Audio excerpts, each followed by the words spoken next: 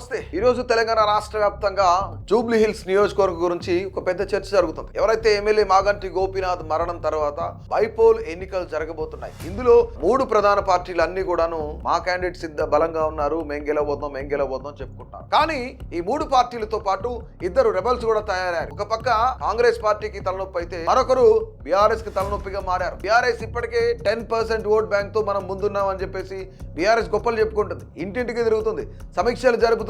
క్షేత్రస్థాయి కార్యకర్త దగ్గర నుంచి నాయకుడి వరకు కూడా కలుస్తున్నారు బీఆర్ఎస్ కార్యకర్తలు, బీఆర్ఎస్ నాయకులు. ఓ పక్క నుంచి కేటీఆర్ ప్రకటించారు, సునీత మాగంటి గోపీనాథ్ వైఫ్ కు మాత్రమే టికెట్ అన్నట్లు, ఆడబిడ్డకు మనం తోడుండాలి, పాంప్లెట్లు ఇసిరేసి వెళ్ళిపోతే సరిపోదు అనే నినాదాలు కూడా తీసుకొచ్చారు. కాంగ్రెస్ ఏదైతే ప్రజా వ్యతిరేక పాలన చేస్తుందో వాళ్ళను ఓడించాలి, ఇదే మన ధ్యేయం. దీంతో పాటు మరొక 10 నియోజకవర్గాల్లో బైపోల్ కూడా వస్తుంది, అందులో కూడా మనదే విషయం అనేది అందరికీ చెప్పండి. కాంగ్రెస్ పార్టీ మేము అధికారంలో ఉన్నాం, ఇక్కడ గెలిచే ఏ వ్యక్తి అయినా సరే ఖచ్చితంగా మినిస్టర్ ఇస్తాం, కేబినెట్ లో ఉంటారు అనే సందేశాలు కూడా పంపుతుంది ప్రజలు. ఇక్కడ కాంగ్రెస్ పార్టీలో కూడా సీటు కోసం కొట్లాటలు జరుగుతూనే ఉన్నాయి. నవీన్ యాదవ్ కన్ఫర్మ్ అంటున్నారు, అంజన్ కుమార్ యాదవ్ నాదే టికెట్ అని చెప్పేసి పోస్టర్ల గొడవ కూడా జరుగుతుంది. ఇది కాంగ్రెస్ పార్టీలో కామన్ గా జరుగుతూనే ఉండేది. మరోపక్క మరో జాతీయ పార్టీ అయినా కేంద్రంలో అధికారంలో ఉన్న బీజేపీ మాత్రం చాప కింద నీరులా మా పని మేము చేసుకుంటూ వెళ్తాం, ఖచ్చితంగా ఇక్కడ వర్క్ స్టార్ట్ చేసాం, గులాబీ జెండా గానీ కాంగ్రెస్ జెండా గానీ కాకుండా బీజేపీ జెండా ఎగరవేస్తామని చెప్పేసి వాళ్ళు చెప్తారు. కాంగ్రెస్ పార్టీకి రెబల్ అభ్యర్థిగా ఇప్పటికే దీన్మార్ మల్లన్న తెలంగాణ రాజ్యాధికార పార్టీ తరఫున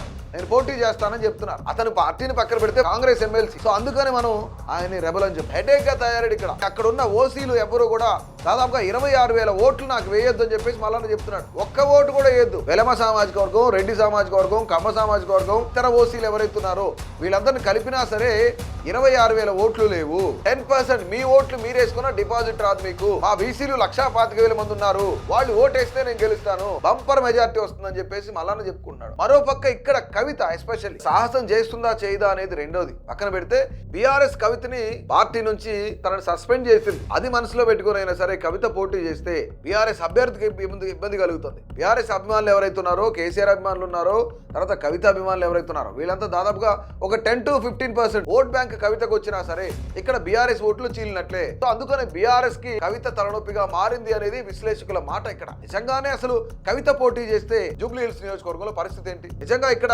కాంగ్రెస్ పార్టీకి తలనొప్పిగా మల్లన్న మారితే బీఆర్ఎస్ పార్టీకి తలనొప్పిగా కవిత మారింది. మూడు పార్టీలు, ఇద్దరు రెబల్స్ ఉన్నారు. ఏంటి పరిస్థితి? రానున్న రోజుల్లో జూబ్లీ హిల్స్ నియోజకవర్గంలో ఎవరు గెలవబోతున్నారు, ఎవరి పరిస్థితులు ఏంటి, కవిత ఆలోచన ఏంటి, మల్లన్న ఆలోచన ఏంటి, వీళ్ళిద్దరు పోటీలో ఉంటే ఇటు కాంగ్రెస్ పరిస్థితి ఏంటి, బీఆర్ఎస్ పరిస్థితి ఏంటి, అసలు బీజేపీ వైఖరి ఏంటి? ఇక్కడ బీజేపీ నేను గెలిస్తే తీరుతామని చెప్తున్నారు, ప్రజలు కాంగ్రెస్ ని నమ్మట్లేదు అనేది వాళ్ళ వాదన. మరోపక్క బీఆర్ఎస్ ఏం చెప్తుంది, కాంగ్రెస్ పార్టీ రూరల్ ఏరియాలోనే బలంగా ఉంది. గతంలో అసెంబ్లీ ఎన్నికల్లో మనం చూస్తే హైదరాబాద్, సికింద్రాబాద్ లలో ఇక్కడ కూడా కాంగ్రెస్ పార్టీ గెలవలేదు, అందుకని చెప్పేసి బీఆర్ఎస్ మేం గెలుస్తామని చెప్తుంది. మూడు ప్రధానమైన పార్టీలు, ఇద్దరు రెబల్స్. అసలు ఏం జరగబోతుంది? కమెంట్ చేయండి.